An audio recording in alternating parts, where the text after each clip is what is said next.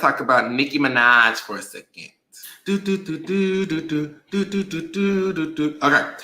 So Nicki Minaj has officially announced that Pink Friday 2 Gag City Reloaded, the album, is coming. And a lot of the barbs and a lot of fans was like, oh my gosh, here we go. So as you know, when was it? Late last year, Nicki Minaj released Pink Friday 2. And you know, that was a really good, it was a good critically acclaimed, I don't know, well, I'm gonna say critically acclaimed, but sales-wise, the album did good. It did like 228K. It really did like 300 some K, but you know, Billboard took it away. But people was invested with the album. People liked the album. Now, I do feel like as someone who is a fan of Nicki, I would have liked for her to do like some music videos. I would like for her to like, you know, really do like push out certain singles. But as far as the tour is beautiful.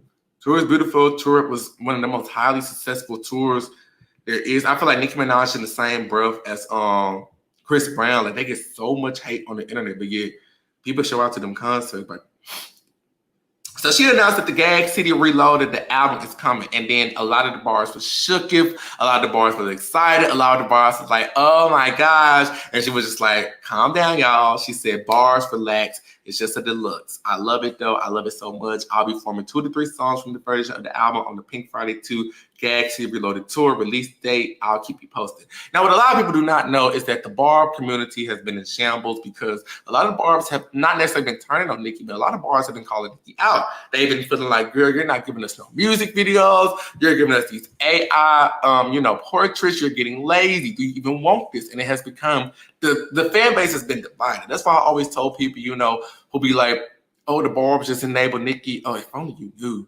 The bars be the main one on Nicki neck. They always be like talking about that girl. Nicki go block them. It's a mess.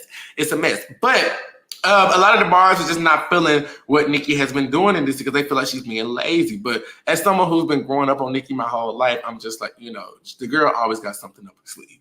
The girl, I know I feel like these new fans and these be, you know, a lot of times they be kids, you know. But she did a Q&A for some people who are interested in what's going on. And she was like, cool. So they asked her, how many tracks will it have? She said, great question. Okay. I thought 3 was not enough, 7 too many. So somewhere in between. So it's giving, you know, it's going to be Pink Friday, but it's deluxe, probably about 5 or 6 songs on it, new songs, you know. Have you chosen / taken the album cover yet? She's the thumbs up emoji.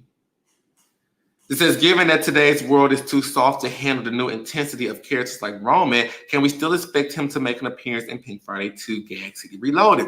Now, Nicki stated Roman would never be able to fully be activated in this current world we live in. So when there's a Roman sighting, it's sort of like Bigfoot. If you blink, you missed it. They also asked, did he consider the massive global success of pop charts like Starship and Ba Ba Boom? Can we expect a similar high-energy pop anthem on Gag City Reloaded? Nicki was like, maybe one. Keep in mind, this is an extension of Pink Friday 2 album for purposes of the tour. So basically, you know, she's going to her second leg of the tour, which I went to leg 1. I had a really good time there. But, you know, she's entering her second leg of the tour. And she put out this AI photo, and it had a lot of fans upset. But I was like, you know, you have to also keep in mind that, you know, the whole Gag City thing is AI based. Gag City is based on like what fans created from an AI portal. So I could understand why she did the look AI thing for Gag City, the leg 2. But I also was like, you have to keep in mind, you know, Nicki always has something up next. So with this new album, it's just something, you know, I'm gonna give y'all this for the tour. Now she talked about this potential song with Rihanna because she has been teasing this song coming with Rihanna. And she had stated a long time ago, the full Gag City Deluxe ain't coming out until Queen Reese and her vocals pow at Bad Girl Riri. And they said, I'm going to just drop this here. I think you know my question. And yes, I know it's a screenshot from this exact moment. So basically, it was asking her, are we going to get the vocals or the remix for Rihanna? And she was like, I wish. So I don't know. I think Rihanna is just in a space where she does not want to put music out right now. And she's just being very cautious with what she attached her song and brand to when it comes to music. I think she just focused on the makeup. Yeah. But they said, are there any new collaboration with artists you haven't collaborated with yet? She said, there are collaborations. You'll just have to wait for the rest of the info you seek. I just feel like, you know, girl, you saying all this until she's about to collaborate with Spice. Okay. Not Ice Spice, but Spice. So let me hear about. They asked, what would you say sets Gag City Reloaded Deluxe apart from Pink Friday 2? She said it's an extension of the album, great music, and what it would be. You have to decide for yourself what you think sets it apart, babes. Let's see. She answered a lot of questions. I want to get to the ones. Yeah. So this is one. She said, I'm so happy that Nicki is still active and passionate about music because I'm so serious when I say she's the only one that just does it for me in the praise and rap genre. And Nicki stated, and even though music is my true passion, biggest at the moment, I think the only reason I still do it professionally is because of the barbs. I tell people all the time. Also being with a label that I really become family with, it's the things people don't see. I'll tell you guys one day. And yeah, that's the Pink Friday World Tour promo picture. And she's going to those states and stuff like that. But this is how I feel. Let me stop that. I feel like we're slowly seeing Nicki come into. I feel like she's flopping now. No, I do not feel like. I feel like to say Nicki Minaj is flopping is kind of saying like, you know, it's Beyonce flopping or Taylor flopping. I don't think they're flopping. They're just entering a different realm. But I do think that we are honestly seeing Nicki in her retirement stage. I think Nicki is content with a lot of things. Nicki is just, you know, I feel like when she said that she was retiring a couple years ago, you know, I feel like she really meant that. And I feel like she's entering an era where it's like, I don't really have much to prove. I don't really have to, without Nicki as the standard, a lot of these new rap girls would go crazy, like chicken with their heads cut off. Nicki has been the standard, the blueprint for female rap for years, for decades, and she's still running. And I always tell people she's not supposed to be here this long. She's not supposed to be here still selling on tours. She's not supposed to be here still selling on arenas. She's just blackballed, but it's literally just because of the love of the bars, and it's literally just because of the love of the craft. The girl can put out a good song. The girl, regardless of how you feel about Nicki Minaj, she can put out some good music, and it's just like, damn, like, and the tour is just great. So I don't think that she's flopping. I don't think that she's, you know, doing bad. I think that we're just about to enter Nicki finally close the chapter with female rap. I think we're going to close out this tour and we might get one more album and that's it. That's it. Because she's in the realm, you know, it's time to take her pop beer. It's time to just do what I do. And she's going to always go out as number one. You know, when it comes to the female rap stuff, she's going to always go out with number one, but that's why she always say, I'm number one. Y'all go argue over top four. You know, I see a lot of these new girls, in which I want these new girls to win so bad. But you see their numbers come in and you see what something's not adding up. The hype is here on Twitter. The promo packages, the IG looks, all this is here. But the sales are not adding up. What is going on? And I wanna so badly say it's because, you know, people are not buying music nowadays. But then you see like someone like Nicki Minaj released an album, and you see people are still buying music. And I was like, okay. Let me just take off the Barb hat. Let me just like see it from a point. Okay, maybe it's just think, you know, Barb is just gonna sting. You see Eminem releasing music. People are buying Eminem. I'm like, people are buying Eminem album, and I'm just like, what is the disconnect? What is the disconnect? Because there's no reason we should have all these same girlies just putting out the same, not necessarily putting out the same song, but it should be no reason that they're just circulating 27K. This person gets 26K. This person gets 27K, 28K. And I feel like it's because, you know, I call them the girls. You know, we're in the girls industry of rap. But the girls, they all share the same fan base. Nobody has a unique fan base. When you look at Lotto, Meg, Flo Milli, Cardi B, who else? Lotto. Did I mention Lotto? Flo Milli, whoever. All the girls, Glorilla. They all kind of share the same fan base. They don't really have a fan base that sticks apart and it's their own. So it's like that's why all of them are sharing the same numbers. Because now you may have some who is a little bit more favorable of that fan base, but for the most part, it's all sharing the same people. So it's no money being made. That's why a lot of these artists, they be going off about like how music stopped being a thing, a priority for them because there's no money being made in music. They're not making no money. Like you can support them all day and night on Twitter, but if you're not going out and putting your money where your mouth is and supporting them, yeah, their artistic vision gets lost. Especially when they consider I make more money doing brand deals than I do trying to put out music. And the music is not if music is not a If music is not a passion for them and they're making more money through other avenues, then you're gonna see a long stretch of music. You're gonna see a long like they're just not gonna put music out. But it's like I don't know, like, and I'll be like I want to see somebody come in and take Nicki's spot. I want to see Nicki, someone come in and can actually challenge her with that pen. And I feel like a lot of these girls, they're not. I'm not gonna say they're necessarily putting out bad music because Lotto. I don't want to say Lotto album is necessarily bad, but it's like why is she just getting 27K? I don't know. Mega's another one where the album wasn't okay. The album wasn't necessarily my cup of tea.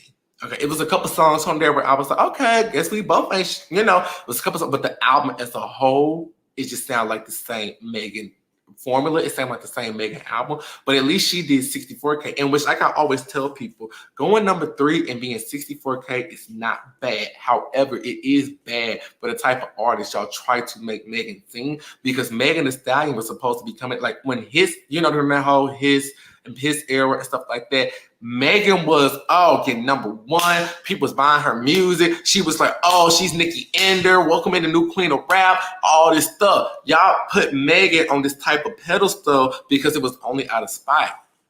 Megan got that whole number 1 only out of spite because we had a story there. Megan was the good guy, Nicki was the villain. So everybody joined forces to try to defeat this villain, Nicki Minaj, and yes, they won the battle. But the war is still being defeated because Megan going number 3 and doing 64K, that's not bad. That's not bad. I'll tell people all the time, I'm not even a chart person. That's not bad. However, it's bad for the artist y'all try to make her out to be. You know what I'm saying? It's bad from the artist that y'all trying to put her on the pedestal to be. Because if she was that girl, she should have surpassed 64K. Megan should have been number 1 on that chart. When Megan released that album should have been. Now, she has some hits on there. I can't go on TikTok a day without seeing I see that TikTok trend everywhere. I see songs like Both Ain't Shit everywhere, but those are just it. I don't really see anything else from that album that's just a standpoint or stand out. And it's like, for the artists that y'all are trying to make Megan be, that album should have been number 1. That album should have had sales out the. You got Doja Cat doing better. I don't know. It was just like, it's a disconnect. And that's why I say, without Nicki Minaj in the picture, the story is not being told. Now, we don't have a bad guy here. Now it's just going off of purely just, this is where the fans have to step. And I tell people this all the time, like with Normani, for example. People were going off on Twitter talking about just so you guys don't like Normani. If you guys take that same energy that y'all are putting out on Twitter and going over and just literally on your phone, swiping up and swiping right and going to iTunes and buying her album, maybe then, you can see the girl hasn't changed, but the tweet of her defending her can get 90K, but Normani dropping the album only gets 12K. There's a disconnect. People I said the other day, we live in a generation where a lot of people just want to be heard, but they don't want to listen. They don't want to listen. Like, I don't know.